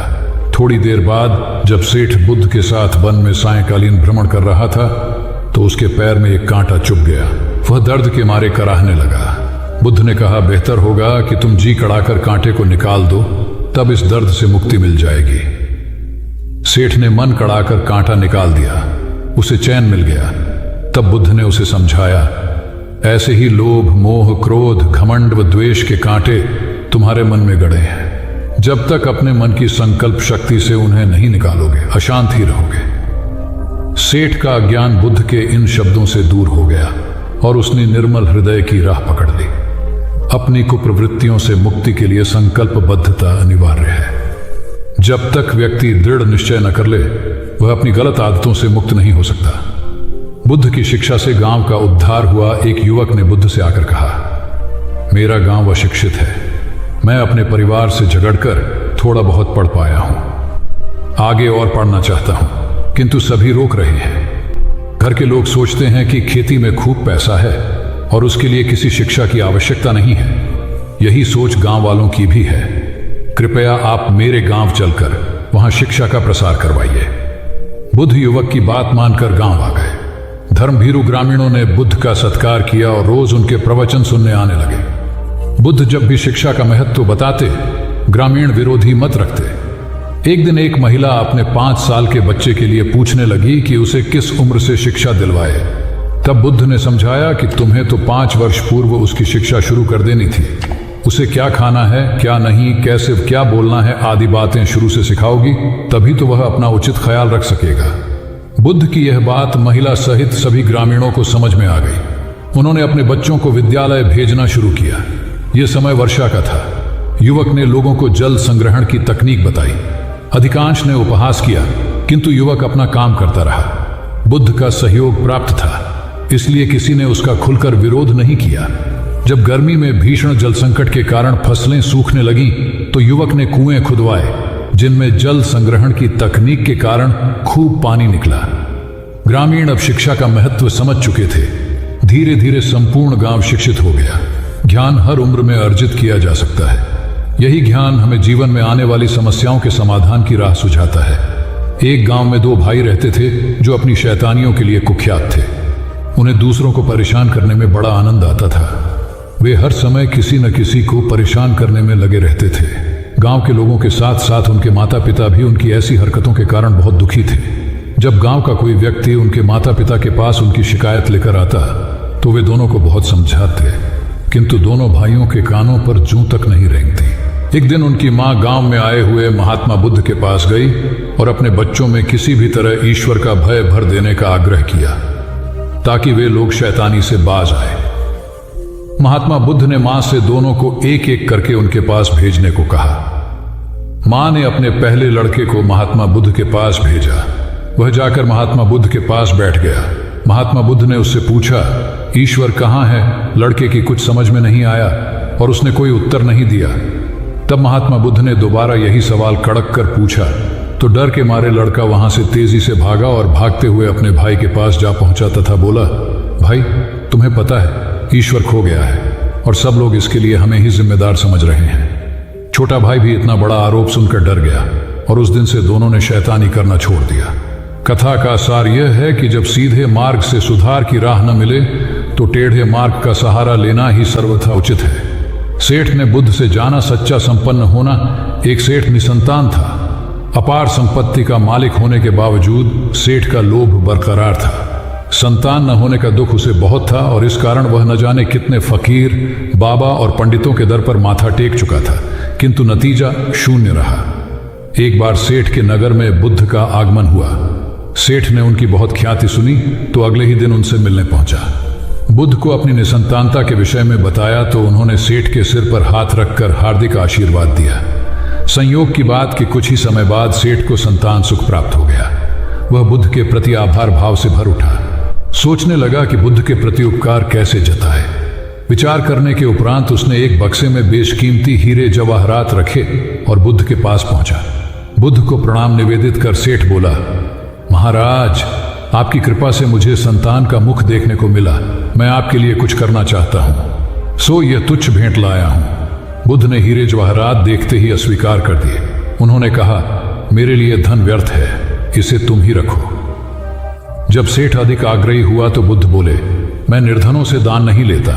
आश्चर्यचकित सेठ ने कहा, पर मैं तो निर्धन नहीं हूं, अपार धन संपत्ति मेरे पास है। मेरी तिजोरियां सोने चांदी गहनों व जवाहरातों से भरी हुई हैं। रात दिन परिश्रम कर मैं इस संपत्ति को दिन दूनी रात चौगुनी कर रहा हूं, फिर मैं निर्धन कैसे हूं? तब बुद्ध ने समझाया, इसका आशय यह है कि तुम अपनी वर्तमान संपत्ति से तृप्त नहीं हो, और अतृप्त व्यक्ति निर्धन ही तो होता है, क्योंकि सच्चा संपन्न तो वह है जो तृप्त हो। बुद्ध की बातों ने सेठ की आंखें खोल दी। संतोष सबसे बड़ा धन और संतोषी सर्वाधिक धनी होता है, क्योंकि इच्छाओं का अंत निर्लिप्तता की परम सुखमय अवस्था को लाता है। एक बार गौतम बुद्ध से अभय राजकुमार ने प्रश्न किया कि क्या श्रमण गौतम कभी कठोर वचन कहते हैं। उसने सोच रखा था कि नहीं कहने पर वह बताएगा कि एक बार उन्होंने देवदत्त को नरकगामी कहा था, और यदि हां कहे तो उसने पूछा, जा सकता है कि जब आप कठोर शब्दों का प्रयोग करने से स्वयं को रोक नहीं पाते, तब दूसरों को ऐसा उपदेश कैसे देते हैं। बुद्ध ने अभय के प्रश्न का आशय जान लिया। उन्होंने कहा, इसका उत्तर न तो हां में दिया जा सकता है और न नहीं में। अभय की गोद में उस समय एक छोटा बालक था। उसकी ओर इशारा करते हुए बुद्ध ने पूछा, राजकुमार, यदि दाई के अनजाने में यह बालक अपने मुख में काठ का टुकड़ा डाल ले, तब तुम क्या करोगे? मैं उसे निकालने का प्रयास करूंगा। यदि वह आसानी से न निकल सकता हो तो बाएं हाथ से उसका सिर पकड़कर दाहिने हाथ की उंगली को टेढ़ा करके उसे निकालूंगा। यदि खून निकलने लगे तो भी मेरा यही प्रयास रहेगा कि वह काठ का टुकड़ा किसी न किसी तरह बाहर निकल आए। ऐसा क्यों? इसलिए कि भंते इसके प्रति मेरे मन में अनुकंपा है। राजकुमार, ठीक इसी तरह तथागत जिस वचन के बारे में जानते हैं कि यह मिथ्या या अनर्थकारी है और उससे दूसरों के हृदय को ठेस पहुंचती है, तब उसका वे कभी उच्चारण नहीं करते। पर इसी तरह जो वचन उन्हें सत्य और हितकारी प्रतीत होते हैं तथा दूसरों को प्रिय लगते हैं, उनका वे सदैव उच्चारण करते हैं। इसका कारण यही है कि तथागत के मन में सभी प्राणियों के प्रति अनुकंपा है। भगवान बुद्ध देव और मनुष्यों के शास्ता थे, परंतु सबसे पहले वह मनुष्य थे। मनुष्य बढ़कर देवता बनता है, यह प्राचीन मान्यता थी। आज भी हम मनुष्यत्व के ऊपर देवत्व की बात करते हैं, परंतु बुद्ध ने इस क्रम को पलट दिया। उन्होंने कहा, यह जो मनुष्यता है वही देवताओं का सुगति प्राप्त करना कहलाती है। देवता जब सुगति प्राप्त करता है तब वह मनुष्य बनता है। देवताओं में विलास है, राग द्वेष ईर्ष्या और मोह भी वहां है। निर्वाण की साधना वहां नहीं हो सकती। इसके लिए देवताओं को मनुष्य बनना पड़ता है। मनुष्यों में ही देव पुरुष का आविर्भाव होता है, जिनको देवता नमस्कार करते हैं। मानवता धर्म का उपदेश देने वाले बुद्ध स्वयं मानवता के जीते जागते रूप थे। यहाँ उनके जीवन से संबंधित कुछ प्रसंग दिए जाते हैं, जिनसे उनके व्यक्तित्व में बैठी हुई गहरी मानवता का दर्शन होता है। भगवान का परिनिर्वाण होने वाला है। रात का पिछला पहर है। भिक्षु उनकी शैया को घेरे बैठे हैं। बुद्ध उन्हें उपदेश दे रहे हैं। कह रहे हैं, भिक्षुओं, बुद्ध धर्म और संघ के विषय में कुछ शंका हो तो पूछ लो। पीछे मलाल मत करना कि भगवान हमारे सामने थे पर हम उनसे कुछ पूछ ना सके। कोई शिष्य नहीं बोलता। भगवान 3 बार कहते हैं, पर कोई भिक्षु कुछ पूछने को नहीं उठता। भगवान को शंका होती है कि कहीं वे उनके गौरव का विचार करके पूछने में संकोच तो नहीं कर रहे। इसलिए वह कहते हैं, शायद भिक्षुओं, तुम मेरे गौरव के कारण नहीं पूछ रहे। जैसे मित्र मित्र से पूछता है, वैसे तुम मुझसे पूछो। बुद्ध अपने शिष्यों की समान भूमिका पर आ जाते हैं। उनकी यह विनम्रता मनुष्य धर्म की आदर भूमि है। बुद्ध ने अपने को भिक्षुओं का कल्याण मित्र कहा है, जो उनकी मानवीय सहृदयता और विनम्रता को सूचित करता है। एक दूसरा दृश्य भी उसी समय का है। चंद कर्मार पुत्र के यहाँ बुद्ध ने अंतिम भोजन किया था। उसके बाद ही उन्हें खून गिरने की कड़ी बीमारी हो गई थी, जो उनके शरीरांत का कारण बनी। बुद्ध को उसके हृदय का बड़ा ध्यान था। भक्त उपासक को यह अफसोस हो सकता था कि उसका भोजन करके ही भगवान का शरीर छूट गया। इसलिए आखिरी सांस लेने से पहले उन्होंने आनंद को आदेश दिया, आनंद, चंद कर्मार पुत्र की इस चिंता को दूर करना और कहना, आयुष्मान तूने बद्धा लाभ कमाया कि मेरे भोजन को करके तथागत परिनिर्वाण को प्राप्त हुए। जिसके हृदय में अगाध करुणा थी, वह ऐसा क्यों न कहता। उसने अपने पति के द्वारा बुद्ध के चरणों में प्रणाम अर्पित करवाया। भगवान ने उसे आशीर्वाद देते हुए कहा, कोल्य पुत्री सुप्रवास, सुखी हो जाए, चंगी हो जाए। सुखी और चंगी होकर बिना किसी कष्ट के वह पुत्र प्रसव करे। ब्राह्मणों के साथ भी उनकी पूरी सहानुभूति थी, जैसे कि विश्व के सभी प्राणियों के साथ उनकी पूरी सहानुभूति थी। बावरी नामक ब्राह्मण के एक शिष्य ने जब अपने गुरु की ओर से भगवान के चरणों में प्रणाम निवेदन किया तो भगवान ने आशीर्वाद देते हुए कहा, शिष्यों सहित बावरी ब्राह्मण सुखी हो। माणवक, तुम भी सुखी हो, चिरजीवी हो। बुद्ध के पास छोटा बड़ा जो भी जाता था वह उससे कहते थे, आओ तुम्हारा स्वागत है। भगवान अपनी अंतिम यात्रा में पावा और कुशीनारा के बीच जा रहे थे। रास्ते में उन्हें पुक्कुस मल्लपुत्र नामक व्यापारी मिला। उसने उन्हें एक दुशाला भेंट किया, परंतु भगवान उसे अकेले कैसे आड़ते। वह अपने शिष्य आनंद को सम्मानित करना चाहते थे। उन्होंने कहा, पुक्कुस, दुशाले के एक भाग को मुझे ओढ़ा दे, दूसरे को आनंद को। पुक्कुस ने ऐसा ही किया। भूल करने वालों के प्रति भी बुद्ध की अनुकंपा का पार न था। एक बार एक ब्राह्मण ने भगवान को वेरंजा में वर्षावास करने का निमंत्रण दिया। भगवान वहां गए, लेकिन वह ब्राह्मण बहुधंधी था। उसने उनकी कुछ भी सुध बुध नहीं ली। बुद्ध को बड़ा कष्ट हुआ। उन्हें 3 महीने तक कुटा हुआ जौ रोज खाना पड़ रहा, क्योंकि उस समय वेरंजा में अकाल पड़ रहा था और वह भी उनको और उनके शिष्यों को घोड़ों के व्यापारियों से मिलता था। इतना होने पर भी वर्षावास की समाप्ति पर भगवान बुद्ध अन्यत्र जाने से पूर्व वेरंजा जाकर ब्राह्मण को आशीर्वाद देना नहीं भूले। भगवान बुद्ध के जीवन में ऐसी अनंत घटनाएं मिलती हैं। उनमें हमें उनकी मानवता के दर्शन होते हैं। उनके जीवन में कोमलता की पराकाष्ठा थी और उनकी वाणी में अपूर्व माधुर्य था जो सबको अपनी ओर खींचता था। उनके मुंह से क्रोध भरा शब्द कभी नहीं निकलता था। वह मनुष्य थे, परंतु मनुष्य की दुर्बलताओं से ऊपर उठ चुके थे। उनके व्यक्तित्व में मानवता की शुभ ज्योत्सना धर्म की स्थिति बनकर एक राजा ने अपने पुरुषार्थ से राज्य को समृद्ध बना दिया था। राज्य में रण बड़ी सुखी थी, क्योंकि वह प्रत्येक वर्ग के हितों को ध्यान में रखकर काम करता था। जब राजा वृद्ध हुआ तो उसे योग्य उत्तराधिकारी को चिंता सताने लगी, क्योंकि उसे लगता कि योग्य उत्तराधिकारी के बिना सुव्यवस्था अव्यवस्था में बदल जाएगी और प्रजा की परेशानी बढ़ जाएगी। हालांकि राजा का एक बेटा था, किंतु वह अत्यधिक आलसी और कर्महीन था। वह स्वयं को मालिक समझता और शेष सभी को अपना गुलाम। यह अहंकार उसके आचरण में सदैव झलकता था। राजा उसे सुधारने के उद्देश्य से बुद्ध के आश्रम में छोड़ आया। बुद्ध ने अगले ही दिन राजकुमार को आदेश दिया, वत्स, यहाँ से 5 कोस पर एक जंगल है। तुम वहां जाकर फूलों के कुछ पौधे ले आओ और उन्हें आश्रम के अहाते में लगा दो। यह सुनते ही राजकुमार को बड़ा क्रोध आया, क्योंकि उसने तो आदेश देना ही सीखा था। चूंकि उसके पिता ने बुद्ध को बात मानने को कहा था, इसलिए वह मन मारकर जंगल गया और फूलों के पौधे लाकर आश्रम में लगा दिए। राजकुमार ने उन्हें सींचा और जानवरों से बचाने के लिए उनकी रात दिन रखवाली की। कुछ महीनों में सारा आश्रम भांति भांति के सुंदर फूलों से खिल उठा। राजकुमार अपनी मेहनत का ऐसा फल देखकर बहुत प्रसन्न हुआ। बुद्ध ने उसे शाबाशी देते हुए समझाया, वत्स, याद रखो, जो सोता है उसका भाग्य भी सो जाता है, और जो चलता है उसका भाग्य निरंतर उसके साथ चलता है। अब राजकुमार कर्मठ बन चुका था। राजा को अपना योग्य उत्तराधिकारी मिल गया था। कर्म सफलता की कुंजी है, अतः सदैव